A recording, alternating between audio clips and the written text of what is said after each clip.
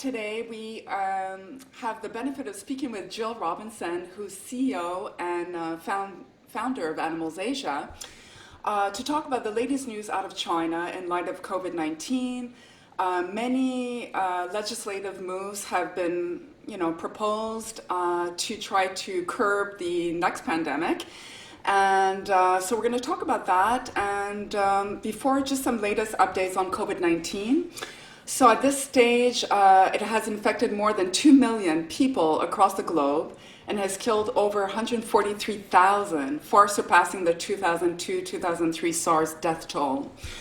So when we last spoke, China had announced on February 24th a comprehensive ban on not just the trade but consumption of wildlife in response to the growing indications that COVID-19 outbreak originated in horseshoe bats, which then was passed the virus to humans through host species, possibly pangolins, which were sold at the Wuhan wet market in the province of Hubei. So we were all very encouraged by this news, and we were hoping the ban would actually be revised to include dogs and cats, which are also sold at these wet markets. But then weeks later, in mid-March, reports and images emerged that show that these wet markets are back up and running with business as usual, with the Daily Mail reporting on March 28th that China was celebrating its victory over the coronavirus by reopening squalid meat markets of the type that started the pandemic 3 months ago, with no apparent attempt to raise hygiene standards to prevent a future outbreak. So this is obviously very frustrating. And I was of the mind that it was more of a permanent ban on February 24th, but as I understand it now, it was more just to, control the pandemic. It was more temporary in nature. But for people at home who are not familiar with what a wet market is, I would think it would be great to hear from you what goes on at a wet market and why it's such a high risk to breed diseases like the COVID-19 kind. So. Right. Yeah. I mean, look, this is a time of great transition and great chaos, I think, to be honest, as well. And you're obviously going to be getting some traders that are flouting the regulations. But what we are seeing is that they are being squealed on by other people when they do break those regulations. And I think what we should understand, too, is that the term wet market is quite ambiguous, because here in Hong Kong, we have wet markets. Yeah. But that doesn't mean to say that there's live wild animals being sold, or indeed, live pigs. Or, a wet market generally is determined as a fresh produce market. And the reason it's called a wet market as well is because there's so much wet around, because they're cleaning it all the time, and because there's ice to keep the produce fresh, such as the fish that they're selling in the markets as well. Generally at these wet markets, you're getting fruit, you're getting vegetables, you're getting fish, you're getting perhaps some live chickens. You don't get live wild animals, you don't get live pigs, you get cuts of the meat, and that's exactly what a wet market is. Okay. And I think where some of the media have maybe been a little bit confused. Having said that, we have heard of a market that opened, I think, in one area of China that was selling wild animals again, but again, the general public spoke out about this market, and it was then shut down. Oh. So there's a settling down period of this. I think the government are extremely committed to ending the use of wildlife as food within Chinese legislation. We're absolutely convinced of that. I think the flaws or the issues that we are concerned about within those regulations is that it doesn't include animals for scientific research, for display, and for medicine as well. Medicinal purposes, that's right. Right. So these are areas where, obviously there can be clearly flaws in the regulations, but at least the first step forward, I think using wild animals for food is being addressed by the Chinese government.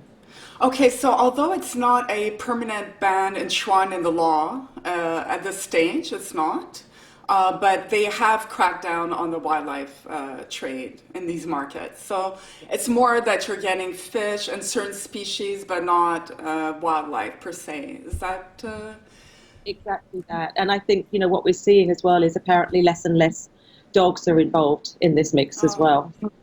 And thankfully, as you've read, Shenzhen and now Zhuhai just this week have both come out with their regulations to ban the consumption of dogs and cats. Yes, which are fantastic news and something that I almost had to pinch myself. I wasn't sure if it was true, but it is actually true. It's very true. Zhuhai and Shenzhen were not like home to large dog meat trade, as I understand. But Oh, I mean, you would gosh, there is. disagree? Okay. I would. I mean, I used to go to Shenzhen and just next door in Guangzhou. I mean, these places are seen as, the south of China has been one of the hubs of cat and dog eating in the whole country. So for Shenzhen to come out and make such a marked decision like this is absolutely fantastic. And, what it's seeing as well, I think you've seen too, is that the national catalogue of livestock has also now been revised to include no cats and dogs. And this is countrywide, and they're putting this out for public feedback and commentary. Yes. And Animals Asia is there commenting as well. And we're hoping, at the moment they've left both dogs and cats out of this revision. And although they are more mentioning dogs than cats, but we're trying to really, That was one of the points that we were trying to make because a lot of animal activists over here, they were like, okay, but what about cats? Because I mean, dogs and cats, they go hand in hand. They're pets, they're companion animals. So there is a possibility of including cats, or it's not quite in the draft proposal yet, or it's not. Cats are not included in the national catalogue of livestock. So by default, it seems that this gives the provinces and the cities the impetus to leave them out now, the same as dogs for human consumption. And we're quite hopeful. We're actually commenting on this revision because in Shenzhen, for example, and in Zhuhai, they came out with the explanation that dogs shouldn't be seen food animals because of the social harmony and because of other countries that see them as companion animals. So this is a fantastic step forward, and this is exactly why we want to lobby very hard to include cats in that same bracket as dogs now and have them yes. both excluded from consumption as consumption animals. And black and white. It has to be very clear because any law can have loopholes, but I mean this is extremely encouraging. So we're all very much happy about these changes. And actually, Zhuhai the news came out on April 14th, so it's very recent. It seems that Shenzhen has set maybe the precedence because it's groundbreaking. It's a landmark decision, and it comes into effect May 1st. Right? Yes, okay. yes, exactly. We're very excited. This is something, we've been investigating these live animal markets now for 34 years, Yes. I have to say, even before I founded Animals Asia. And this is something that we absolutely have to celebrate. Of course, there's a long way to go. And of course, there's, species like fur-bearing animals that, everyone is naturally very concerned about. But Yes. we have to win certain battles before we win wars, and this sets a very, very good precedence now, and it shows that I think that the Chinese authorities are very switched on to public comment because this is also something that is highly approved by the general public as well in China. So, Yes. Small steps forward, and we can all take, I think, great comfort in the fact that this has opened many, many doors now in China. Well, I read your blog because if anyone at home would like to read Jill's blog, it's on Animals Asia's website, and you wrote a fantastic blog yesterday, April 15th, and I would just like to read parts of it because it's very well written, obviously. So for over 34 years, Animals Asia's team members have visited and documented the live animal markets of Asia, breathing the dust-baked bacteria emerging from every cage stacked of miserable species within. The melting pot of disease sees the worst abuse of wild, domestic, and endangered species, from farming, husbandry, transport, sanitation, and welfare, as row upon row of sick and dying animals stare miserably out from chicken wire and bars, shedding the consequential diseases of their stress and cruel treatment. The disbelief and frustration reading today of armchair experts abroad who now attempt to justify the wildlife trade, The greatest injustice to both humans and animals are those who argue against the closure of these foul and unhygienic markets, undermining the efforts of those who have been calling a halt on all of them. The arguments maintain that if closed, there would be an increased risk of trade being controlled by organized crime. The trade is already controlled by organized crime. Far better to spend millions or even billions on defeating and ending this crime and ending the trade now rather than spending the trillions in the next pandemic caused by the very same dysfunctional and largely corrupt components of the wildlife trade. Your blog is great because it sets, there's always been the argument that the dog meat trade, what happens if these people are out of a job? A lot of people make money from the dog meat trade, and so the wildlife trade, the same situation. And so you're saying for you to maybe state a little bit your opinion about that argument that, if we shut down this trade, so many people will be out of work and it's going to cause economic pain for the countries that operate such markets. Well, I think this is inevitable, although having said that, the dog meat industry, frankly, has relied on an illegal basis. We call it the black industry because these dogs are, in nearly 100% of cases, are stolen. They're stolen, pets, they're stolen strays from the streets. The traders are not farming them as they used to, so they're not spending money on this industry. But having said that, I think that obviously, there will, if wildlife markets are closing down, there will be people that are suffering financially. And, we understand that the Chinese government are very rightly compensating now and talking about areas of compensation. So it's something we have to do because it will clearly, while it's going to spend a lot of money, it's still not going to cost as much as the pandemic has just cost every single. Exactly. The figures are obvious. When you add them up, we've already spent trillions on this pandemic, and so to spend billions or even billions is still going to see less likelihood of these pandemics arising again, and B, obviously address the fact that these horrible places are not only bad for people's health, but they're bad for animals' health and welfare as well. And this is why animals are shedding the disease, because they are so badly treated. And I think the bottom line argument is that we have to look at our own habits in life. We have to look at what we are doing in society, and that leads to practices that are simply not kind, simply not compassionate. And by very fact of how the disease has spread is because we've been so uncompassionate in our habits and so in our habits, we just haven't thought it through. And I think if there's any silver lining that came out of this pandemic, it's forcing us to re-examine the way we interact with animals and our consumption habits, and certainly our taste buds is not worth this kind of carnage, and it's causing global economies to be crippled. So it's time for change. I guess I had one question though, for the dog meat trade, like the ban in Shenzhen and Zhuhai.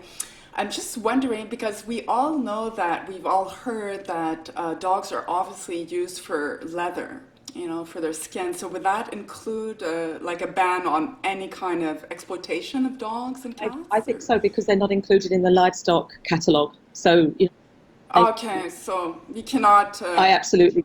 So it bans all kind of exploitation. Okay, great. I want to come back to the point that you made just now as well.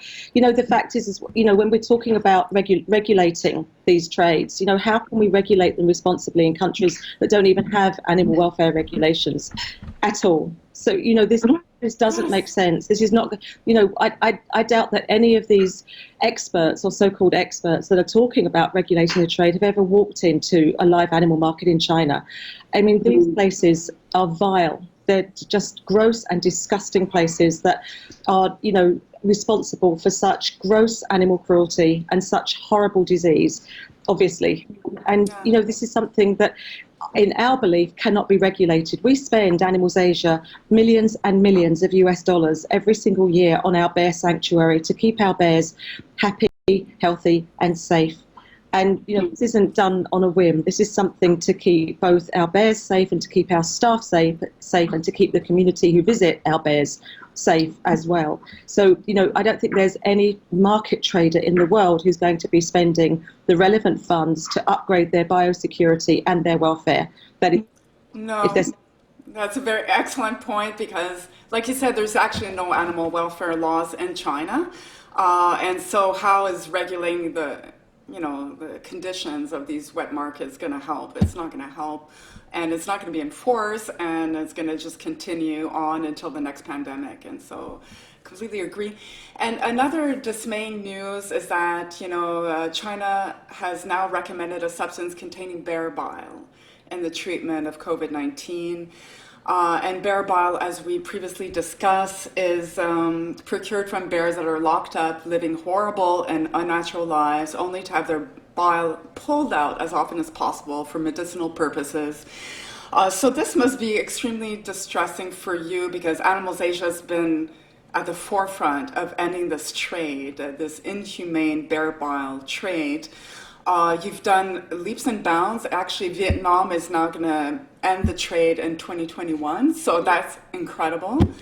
But how have you addressed this latest news that bear bile is being used in medical trials to treat COVID-19?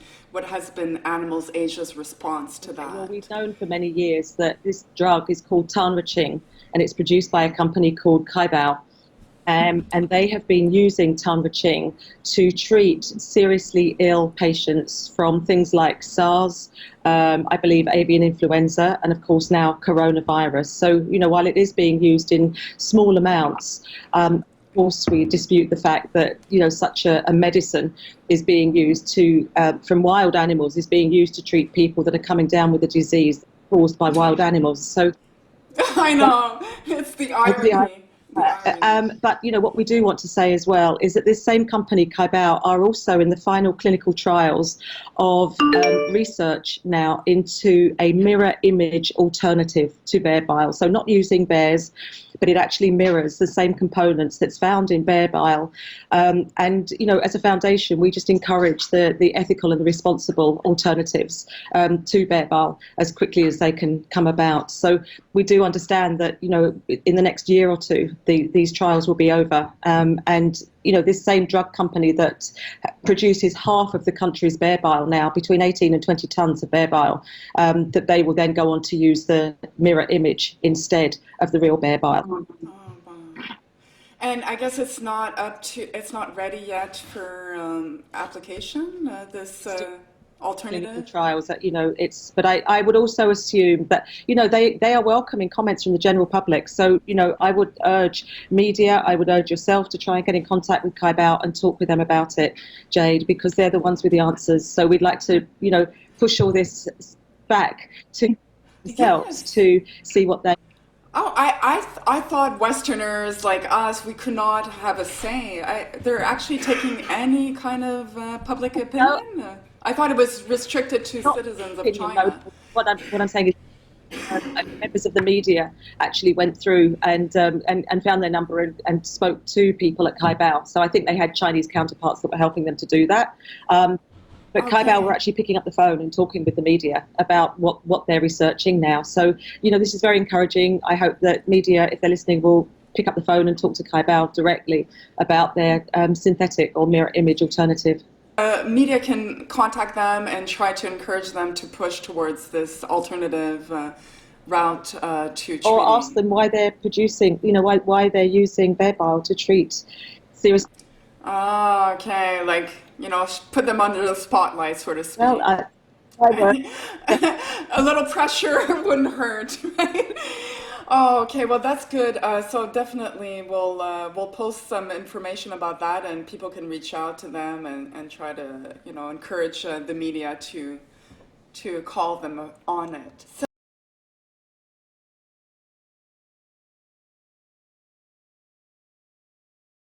So obviously, if we're talking back to the latest news of Zhuhai and Shenzhen putting a ban on the dog cat meat trade and wildlife trade, um, these landmark achievements are so encouraging. Are you aware of other cities or provinces that have similar proposals in the works, or? We're not aware yet, but we do feel very positive that there will be. As I say, Yeah. This national catalogue of wildlife, of livestock. This is a revision across the whole country, and now with Shenzhen and Zhuhai starting the precedent, we're absolutely sure that more cities and more towns and more provinces are going to follow. Okay, so they're taking a public consultation till May 8th, and what is the timeline? I mean, how long is it going to take for them to actually maybe like? I've heard from one of my previous guests that animal welfare protection laws have been proposed for about 14 years in a row, and it's never materialized. So I'm just a little skeptical. I wouldn't mind your opinion of, how do you foresee this coming Right. into Well, look play? how quickly the Chinese authorities have reacted now in terms of COVID-19. Yes. When they want to act quickly, they will act quickly. And with Zhuhai and Shenzhen proving that now, and with the revision to the national livestock catalogue, I think that this is going to happen quite fast. I think we're Oh, going to see really? great change over the next few months. Yes, all our cat and dog welfare team are very encouraged by this and very optimistic. Because, if this happens, if they are reclassified as not livestock, dogs and cats, that would be the end of Yulin Dog Meat Right. Festival. And I mean, so many people have been calling for the end of this festival, and so although it's just like the iceberg of the cat meat trade, of course, dog cat meat trade is huge, by comparison, but still, just to have that festival done and over with, it's just. I guess the word festival surrounding the abuse and torture of dogs is just, it has a very bad taste in our mouths. So it would be great to have that festival abolished for It's good. very So, interesting because I think, historically over the last few years, the government have definitely stepped back from Yulin. You know that they have allowed it to run because of, public support. The traders have wanted it to run. But they also, at the same time, remember, prevented their local officials from attending the Yulin Dog Festival, and they also prevented yes. advertising as well. So, in a sense, they have been stepping back, and this might be just the trigger point that they need to be able to, have this as an excuse to shut it down once and for all. Oh, hey, that's from your mouth to God's ear.